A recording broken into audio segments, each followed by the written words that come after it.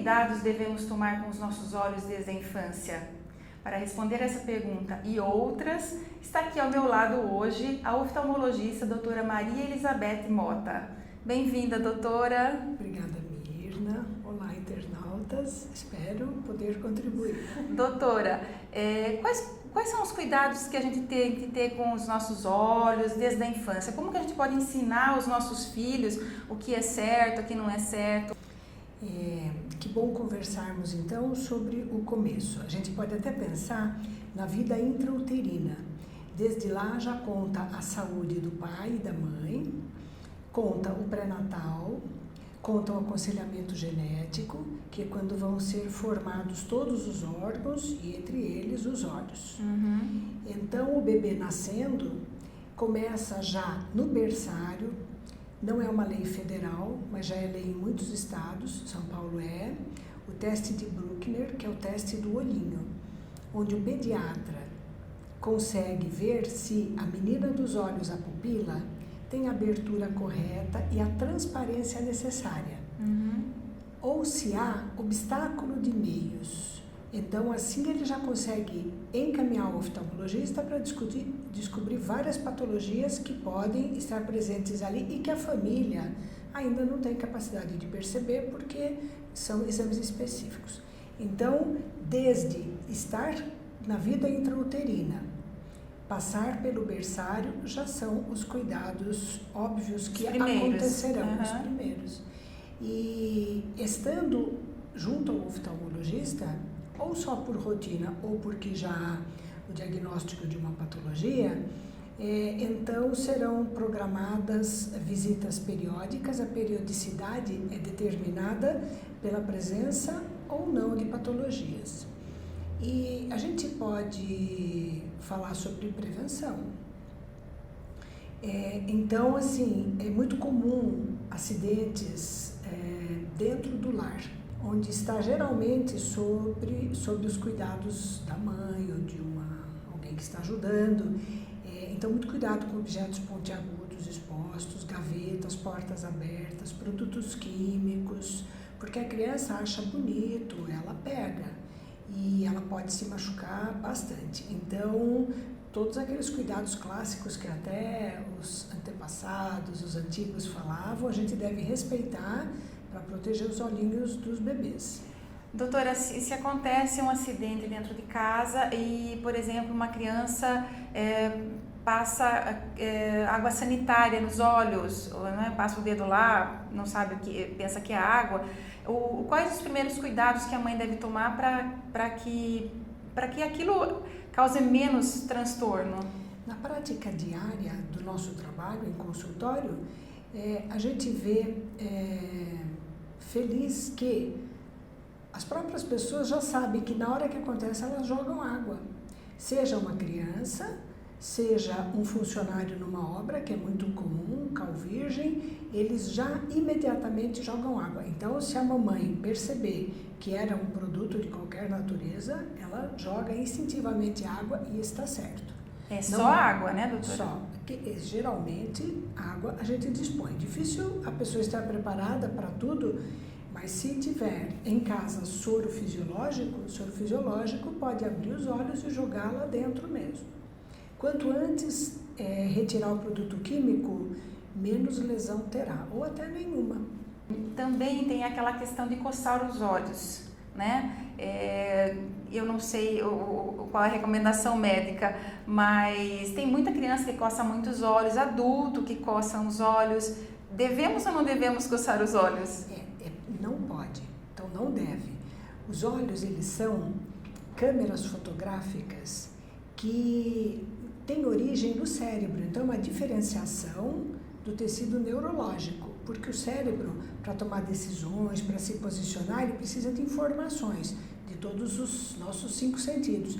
Então, os olhos são câmeras, cérebro especializado. Se a gente não pode pôr a mão no cérebro, porque é vital, não podemos pôr a mão nos olhos. Então, o ato de coçar os olhos, ele traz várias consequências. A mais comum e que demora para a pessoa perceber é a alteração da curvatura da córnea, gerando astigmatismo, e se há uma tendência do colágeno da córnea ser molinho, através da coceira, vai rompendo essas fibras de colágeno, ele pode desenvolver astigmatismo. Se há mais tendência ainda, ele pode desenvolver ceratocone. E para os adultos que já têm o olho mais envelhecido, as estruturas menos resistentes, pode sobrevir o descolamento de retina, que é uma doença muito séria. Então, os olhos, eles estão protegidos dentro da órbita, pelas pálpebras, e não é para a gente pôr a mão. Nada de coçar. Quando tiver que coçar, o ideal é não precisar coçar, ver por que está coçando, mas há situações em que isso não é possível. Se tiver que coçar, apoiando sempre nas estruturas ósseas e nunca sobre o globo ocular. Isso aqui também, nem não pensar. E às vezes a criança faz porque é um comportamento aprendido. Porque geralmente a coceira está atrelada a uma alergia ocular, concomitante com alergia respiratória. Todos nós somos alérgicos, em grau leve, moderado, severo. Alguns nem sabem que o são, outros moderadamente e outros severos. Então, por exemplo, uma bronquite asmática com crise de falta de ar, geralmente tem junto uma rinite, uma sinusite, e como o forrinho dessas estruturas continua no olho, também dá coceira nos olhos. Então, assim, toda aquela abordagem de cuidado do ambiente que todos nós sabemos e os alérgicos sabem mais ainda, é muito interessante. E como eu estava dizendo, o familiar coça, o adulto coça, a criança vê. Às vezes é um comportamento aprendido. Quais outras doenças que a visita ao oftalmologista pode tratar já desde pequeno? Então, a medicina mais eficaz e mais barata é a medicina preventiva e a mais inteligente. Então, por isso que já é determinado como lei o teste do olhinho. Através daquele teste dá para descobrir catarata congênita, que se operada muito tarde não adianta mais operar. Dá para descobrir descolamento de retina, glaucoma congênito e a mais temida de todas, que foi por isso que foi criado, que é o retinoblastoma, que é um tumor maligno lá no fundo do olho e que, se diagnosticado e tratado a tempo, não só salva a visão, como salva a vida. Então, a prevenção começou lá no pré-natal, com uma vida saudável. Depois, no berçário, fazendo o teste do olhinho, já prevenindo tudo isso. Se há alguma dúvida, o oftalmo entra. E, então, são acompanhadas essas questões de olho vermelho, que coça, para orientar que não pode pôr a mãozinha. E depois chega a idade pré-escolar, escolar, que é uma grande preocupação da família e da escola, e onde geralmente são questões relativas à refração, que é o grau do óculos, que pode se dividir em tipos e subtipos, né? Miopia, hipermetropia, astigmatismo com a hipermetropia, astigmatismo com a miopia, e os graus mais elevados, que são o ceratocone. E o estrabismo, que é o olhinho torto. O olho direito deveria estar em sincronia com o esquerdo e o tempo todo se movimentar um e outro igualmente. Juntos. E não um olhinho para um lado, outro para o outro, que é o olhinho torto. E o cérebro acaba recebendo a imagem de um dos olhos e deleta o aprendizado cerebral da imagem que o outro olho daria. Então, também é uma coisa importante que precocemente é observada. Então, o problema de grau, o problema de olhinho torto e aquelas doenças que eu falei lá no comecinho. E o tratamento do estrabismo que requer o tampão? Muitas vezes, só de acertar o grau do óculos, a criança já consegue endireitar o olhinho. Em outros casos, precisa da ajuda do tampão. É um tratamento longo, muito estigmatizado, porque às vezes na escola a criança é vítima de alguma brincadeira e ela não quer mais se submeter àquele tratamento. Estigmatizado e de longo percurso. Às vezes a criança já está com 10 anos e ainda a gente tem que ocluir, mas de excelente resultado. Muito bom. Quantos adultos enxergam dos dois olhos 100%? Porque a mãe foi obstinada, a família foi obstinada, a professora ajudou e ele conseguiu desenvolver os dois olhos. Então, adulto grato. E Às vezes, isso tudo não chega onde precisa e aí resta então fazer uma cirurgia corretiva. Em outros casos, o estrabismo não vai ser corrigido com óculos, grau, vai ser já uma cirurgia corretiva da posição dos olhos, porque não existe problema visual, existe só problema anatômico de inserção da musculatura que gera o olhinho torto. Tem que corrigir com cirurgia. cirurgia. Antigamente, né, nos falavam que se não usássemos os óculos, o grau e as alturas. É verdade ou isso é mito? Isso é mito. O uso adequado dos óculos, em primeiro lugar, traz conforto. É muito melhor para o cérebro trabalhar em toda a sua potencialidade, com imagens bem colocadas para ele. Durante o tratamento do olhinho torto, do estrabismo, é fundamental o uso do óculos. Não pode tirar. A criança dorme de óculos e tampão, depois que ela adormeceu, a família tira. Contudo, excetuando isso, que muitas vezes está ligado a altas hipermetropias, muitos outros graus, eles evoluirão ou involuirão, independente do uso óculos ou desuso dos óculos ou da visão. Por exemplo, isso em linhas gerais, porque cada caso é avaliado, então que não se tome assim como regra absoluta. Mas geralmente a criança vai ganhando estatura e o globo ocular vai aumentando o comprimento dele, que é o diâmetro antero-posterior. Isso faz com que os hipermétropes tenham diminuição do grau. A criança cresce, a hipermetropia desce. Diminui. Isso. O míope, ele cresce, o globo ocular também cresce junto, e esse cresce é micra, não é observável. Os olhos continuam bonitos, do mesmo tamanho, mas as medidas específicas não. Então ele cresce, o olhinho cresce, a miopia cresce. Então quando vai parar o meu grau? Há pessoas já com 38, 40 anos que o grau da miopia ainda muda. Não muda tanto quanto no estirão da adolescência. Quando é que um míope pode optar pela lente, quando está na hora dele optar pela lente e quando que está na hora dele ir para a cirurgia? Então, daí a gente saiu da idade escolar, já é um adolescente que tem vaidade, tem atividades de dança, atividades esportivas, e o óculos, tanto esteticamente quanto para a correção da visão, não só central como de campo visual, começa a deixar a desejar. Então é a hora que geralmente entra uma lente de contato. Como são menores, é preciso o aval, o consentimento dos pais, que acompanharão aquele processo de adaptação. E aqui vai uma coisa muito importante. Uma coisa é um processo de adaptação de lentes de contato feitos por um médico oftalmologista que entende das lentes e dos olhos e da interação entre essa pecinha que vai encostar no olho. Isso é uma coisa. Outra coisa é você comprar junto fornecedores da internet, óticas, farmácias, lentes de contato genéricas, que até podem dar certo ao longo de muitos anos, mas nem sempre e nem para todo mundo. Então, comprar uma lente de contato e colocar no olho é um risco. É a mesma coisa que comprar um pneu parecido com o que o do seu carro deve ter. Parecido. E instalar mais ou menos.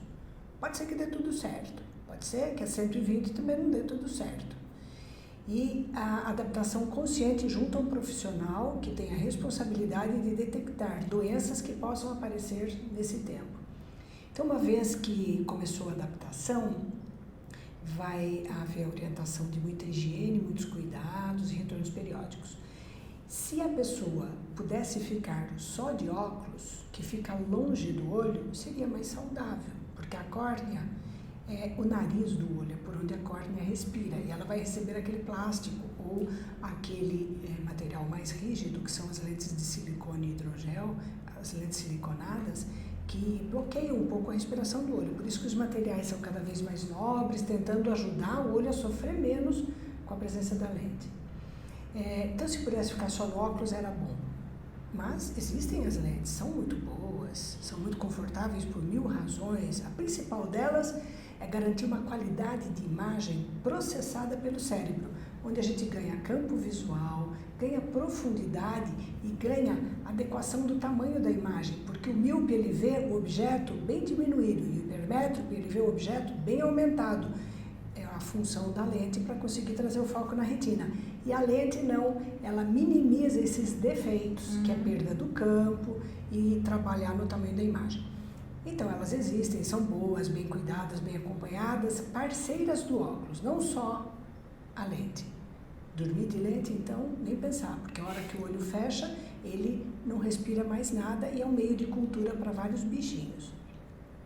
Dentre os quais o mais temido é a ameba, a cantameba, que pode contaminar a lente e fazer perfuração ocular, levando à cegueira. E já há casos na mídia e na literatura muitos. Depois das lentes de contato, se essa parceria ficou boa, dificilmente a pessoa quer operar. Mas às vezes, por 1000 razões, e fica decidido que ok. Então quando? Quando o grau estiver estabilizado, sem dúvida nenhuma. Quando estará estabilizado? Boa pergunta, porque... Quando, doutora? Há pessoas que nunca vão estabilizar, então é de caso para caso. Em geral, mais perto dos 30 anos de idade, a gente tem mais certeza. Quando se opera muito cedo, depois diz, a miopia voltou. Ela voltou ou ela não tinha parado? Né? E a cirurgia muito bem indicada e escolhida, a técnica boa, ela é muito boa para a vida da pessoa. Mas não é todo mundo que fica bem com a cirurgia. É uma dúvida que a maioria das mães tem, né? Hoje, principalmente hoje, porque hoje o acesso das crianças aos computadores, aos iPads, iPhones, está cada vez mais cedo, né? É comum a gente ver nos restaurantes mães que, para manter a criança mais quietinha ali, né? Domar a criança, dá o iPhone na mão da criança com um desenho lá, né? Para ela ir ficar quietinha. Tem problema? Causa algum problema para os olhos ou não? O uso dos olhos nessas condições não vai acarretar uma patologia. Nunca poderemos dizer o grau aumentou porque você usou muito, você teve tal doença porque você usou muito. E esse paralelo a gente pode levar para os adultos também, porque hoje é difícil resolver coisas sem uso do computador. Então, tanto para a criança quanto para o adulto, pode causar olho seco, que dá a sensação de cansaço, de sono, de queda do rendimento. Então, a criança pode ficar com o olhinho cansado, ressecado, ardido, o adulto também. Mas não vai nem para o adulto, nem para a criança gerar um defeito, uma miopia, um astigmatismo, um tumor, uma inflamação, não. Agora, se for só para lazer, eu imagino que as mães sempre buscam alternativas mais tranquilas para completar a educação da criança. Então existe aquele recurso, mas existem tantos livros pedagógicos. Eu acho que a interação, a conversa, nos restaurantes, por exemplo, as famílias deveriam aproveitar aquele momento para conversar. E incluir a criança na conversa. Porque a criança, ela tem um repertório, a gente pode entender e incluir, né? E é tão bom incluir os todos, né? Os diferentes, todos, né? Então, mas que vá causar uma doença, não. Mas dá pra gente ajudar mais a criança, né? Do que distraí-la assim. Ok, doutora, muito obrigada por todas essas informações que a senhora passou pra gente aqui. As mamães, os papais e todo mundo agradece. Obrigada. Eu quero agradecer o seu carinho. Você faz umas perguntas assim, exatamente que mães fariam se estivessem conversando comigo em qualquer lugar. Então, meus parabéns pela forma como conversa com o seu entrevistado. E eu quero, então, desejar a todos vocês um ano muito lindo, um ano muito bom e parabenizar os pais e as mães que, mesmo cansados, tendo trabalhado o dia todo, têm tanto amor para dar para os filhos e vão em busca dos canais de saúde, através da pediatria, do posto de saúde, das vacinas, vão até os oftalmologistas tentando dar o melhor para esse ser lindo que eles amam tanto e decidiram trazer à vida. Obrigada, doutora. Prazer. E obrigada a você que nos acompanhou por aqui. Se você gostou, curta, comente, dê um like, inscreva-se no nosso canal, curta e comente também pelo Facebook. Se você quiser me escrever, é lado a lado com mirna@uol.com.br. Até o próximo!